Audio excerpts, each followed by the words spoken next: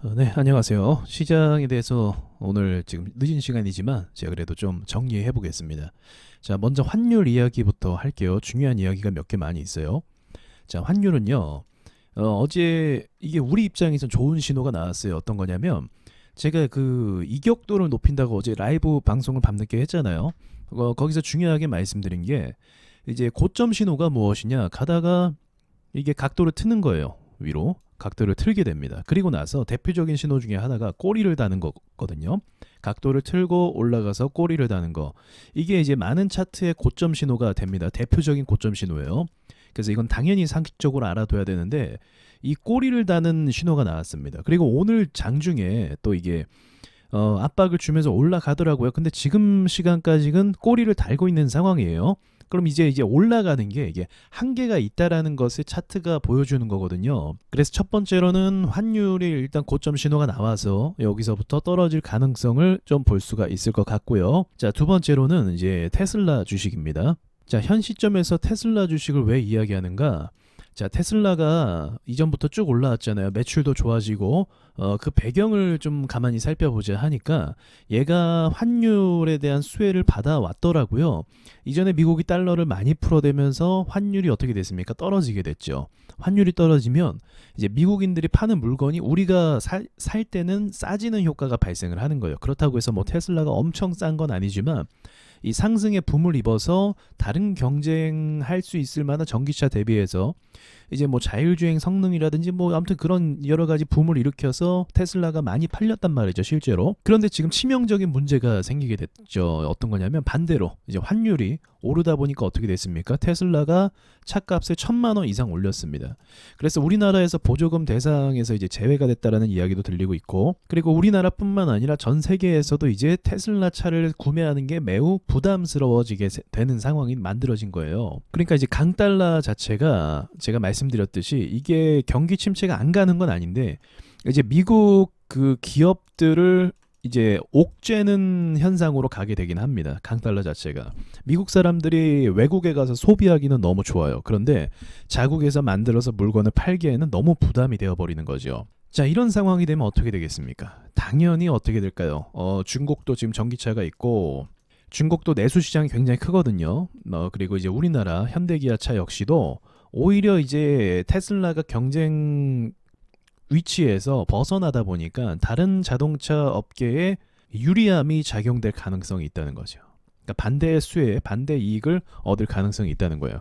근데 이게 문제가 뭐냐면 나스닥을 상장하는 주식이요. 테슬라와 애플 아니겠습니까?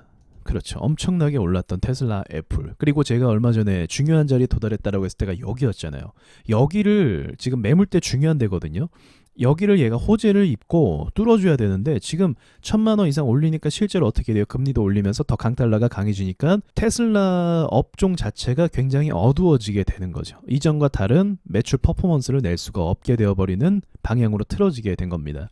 이렇게 되면 뭐가 문제냐면 우리나라 국내 전기차 섹터가 문제가 되는 거예요. 테슬라가 꺾이면요, 우리나라 전기차 섹터도 갈 수가 없게 됩니다. 이제 현대기아차가 이제 어떤 식으로 호재를 받아서 완성차 업계의 어떤 부품 소재 관련주들이 올라가는 부분을 좀 볼 수는 있을까, 그런 기대는 할 수 있겠지만, 근데 일단 테슬라가 꺾이기 시작하면 현대기아도 제한적이긴 할 거예요, 움직임에 있어서. 그래서 테슬라가 당장에는 이러한 좀 악재적인 부분을 받았기 때문에 전기차 섹터 자체도 몇 번 말씀을 드렸지만 지금 이 주식들이 다 사실은 전기차 종목들이 대시세가 나왔어요. 근데 제가 여기서 이제 염두한 부분이 어떤 거냐면 현재 친환경 쪽으로 많이 강조가 되고 있는 거죠. 이전보다 더욱더 올해는 더 친환경이 강조되고 내년에도 친환경이 더 강조되는 상황인 것입니다. 자, 그렇다면 이 친환경이 강조되는 상황 속에서 대시세가 나왔지만 조정을 받고 다시 올라간다고 한다면 여기서 2차적인 랠리도 가능성이 있다는 거죠. 어떤 전제에서 테슬라가 아까 그 주요 라인을 돌파한다라는 전제 안에서. 그럼 같이 가는 거예요. 그러니까 테슬라랑 에코프로 국내 전기차 섹터가 다 같이 가는 거죠. 그런데 이제 차트 분석에서요, 위험한 건 뭐냐면 이걸 좀 설명드릴게요. 여기서 뚫고 가면은 기대치 때문에 매수가 더 몰릴 수 있어요. 그런데 자, 여기서 많은 사람들이 물려 있겠죠. 지금 손실 중이겠죠. 여기까지 올라와요. 어떤 마음일까요? 기대가 돼요. 한편으로는 긴장도 돼요. 무슨 말입니까? 이제 원금 복구할 수 있나? 라는 그 기대감 때문에 기다리고 있는데 여기서 만약에 꺾어버린다고 하면 여기 있는 사람들의 이 기대치와 긴장감이 풀어지게 되면서 투매를 유발한다는 겁니다. 심리적으로. 세력들이 이걸 일부러 사용할 때가 있기는 있어요. 그래서 조금 더 지켜볼 여지는 전 있다라고 보지만 하지만 이제 여기까지 꺾인 이상 시장도 안 좋잖아요. 그리고 테슬라 자체도 지금 꺾여버린 이상 일단은 기대치에서 한 발자국 물러선 건 맞습니다. 세력들이 의도적으로 밀렸다가 급속도로 오르는 경우가 있는데 그렇다면 앞으로 한 달 안에요. 한 달 안에 여기를 다시 뚫고 전고점 가져야 돼요. 그런 방법을 많이 쓰긴 합니다. 그러나 에코프로처럼 이제 그 전에 에코프로 오를 때 말씀드렸던 거 기억나시나요? 에코프로는 무겁기 때문에 이 주식 자체가 가벼운 주식이 아니기 때문에 이격도 여태 설명을 드렸던 것 같아요.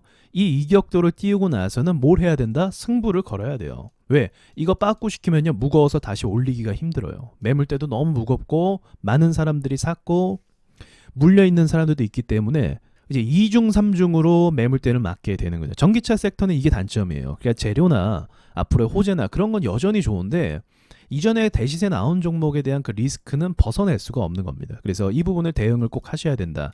그 전에 제가 조금 좋게 이야기하니까 이제 또 사신 분들이 계신 것 같더라고요. 그래서 제가 추가로 말씀을 드리는 겁니다. 저도 뭐 얼마 전에 뭐 HLB도 정배열 때 샀거든요. 근데 여러분 제가 계속 말씀드린 부분이지만 정배열 때 사시면요. 만약에 이게 실패하잖아요. 돌파에. 그러면 손실이 엄청 커져요. 마이너스 20, 30 그냥 가버립니다. 그렇기 때문에 정배열 때 사시면 대응을 무조건 필수적으로 하셔야 된다. 전기차가 지금 중요한 자리까지 왔는데 이게 지금 1차적으로 실패하는 분위기가 되고 있고 테슬라 역시도 지금 강달러 때문에 아마 차가 덜 팔릴 거란 말이죠. 그걸 전제했을 때 모멘텀을 받기가 힘들 것 같아요. 결과적으로. 그러니까 이제 선택을 여러분께서 질질 끌리지 마시고 빠르게 전기차 관련된 선택을 하시는 게 좋습니다. 자, 그리고 마지막으로 여러분 주의하셔야 될 게 뭐냐면 지금 시장이 이제 박살이 나다 보니까 제가 다 알죠. 여러분 멘탈도 슈퍼 박살이 나신 분들이 꽤 많더라고요. 당연하죠. 예를 들어서 뭐 5천만 원 투자했는데 지금 시장이 갑작스럽게 며칠 만에 이렇게 빠지니까 한 10%가 그냥 빠지는 거죠. 그렇게 되면 뭐 500만 원에서 1000만 원 정도 그냥 한순간에 쭉 빠져버린 상황이 된 거거든요. 그래서 이게 이제 멘탈이 아마 많이 나가셨을 거예요. 근데 여기서 가장 무서운 게 사실 뭐냐면 제가 말씀드렸잖아요. 이 멘탈이 나갈 때 사람이 뇌동매매를 많이 하게 되고 그리고 쓸데없이 그전에 관심도 없던 리딩 업체를 가입하게 된단 말이에요. 얘네가 이걸 노리고 있어요. 지금 시점을. 사람들의 심리가 가장 무너지고 나약해지고 연약해질 때를 노려서 얘네가 여기서 이제 많이 해먹습니다. 진짜로. 리딩 업체 호황은요. 상승장이랑 하락장이에요. 그래서 멘탈을 지키시고요. 지금 제가 계속 말씀드리는 것처럼 한 달을 그냥 차분하게 보세요. 이미 차트 망가졌고 대응 못했고 가져가실 거라고 한다면 지금 어떻게 막 그 힘들어 하셔봤자 달라질 게 전혀 없어요. 이 시장은요 뭐와 같냐면 거대한 공룡과 같아요. 자, 우린 사람이지만 인간이 공룡을 막 돌 던지고 막 그래요. 돌 던지고 막 뒤통수 때리고 해요. 얘가 꿈쩍이나 합니까? 내 손만 아파요. 내 손만. 그러니까 애초에 이게 상대 자체가 되지가 않습니다. 우리가 뭘 하든 간에 아무 소용이 없다는 거예요. 그래서 시장 자체가 흐름이 분위기가 이것이 개선되기를 기다려야 된다는 거죠.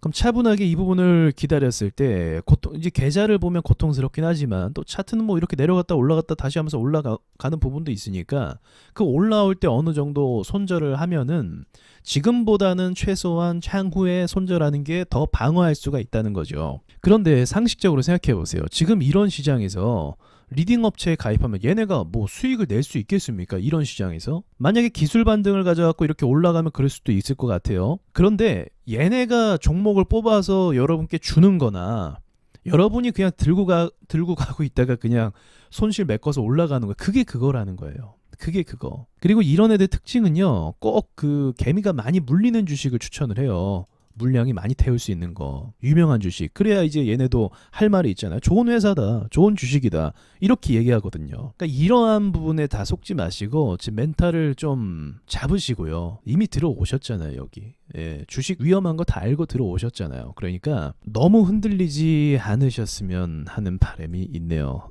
자꾸 이야기가 들려와요. 이제 피해 당하는 사례들이 굉장히 많단 말이에요. 폭락장 때 꼭 그렇게 이제 손실 보셔서 뭔가 복구하고 싶어갖고 사기 당하시거나 뭐 그런 경우가 굉장히 많단 말이죠. 그래서 이 세 가지를 좀 말씀드리고 오늘은 마치도록 하겠습니다.